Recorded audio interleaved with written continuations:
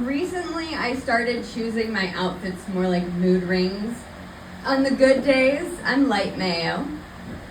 Smooth, bright, mostly inoffensive. Tonight, you get dark Mayo. That's what happens when light Mayo sits in the heat of reality for too long.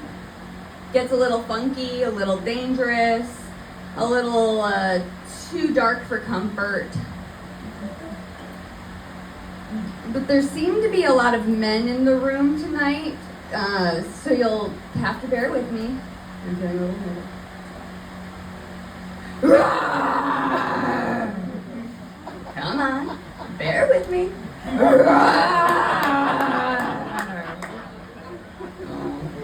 The men are still here. Life's a fascinatingly unregulated industry, you know? Think about all of the hoops that we have to jump through just to exist. Humans were made to be hunters and gatherers, yet we need a license to catch a trout. You need a license to drive a shitty pre-owned Kia. You even need license to teach people how to get their licenses. But there's no regulation on the actual production of the humans that will kill the fish, crash the cars, and traumatize the future generations. We spend all our time screaming about pro-life, pro-choice. I'm pro-competency. You shouldn't be allowed to procreate unless you can prove that you won't leave your cum pet in a hot car.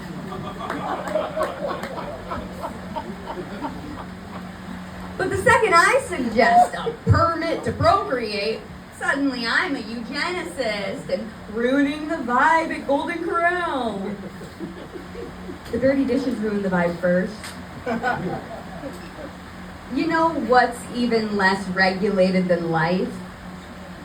Death. Steve Jobs only ate fruit, had the best health care in the world, and died at 55.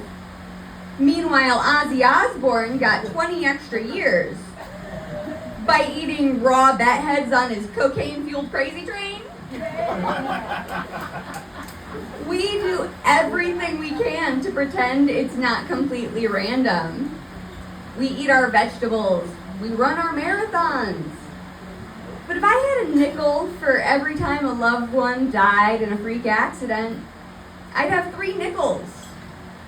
15 cents isn't a lot of money, but it's a disturbingly specific amount of tragedy. It won't buy you a moment of peace or another mother, but it'll buy you just enough trauma to send your ass on stage at a Crumbley show.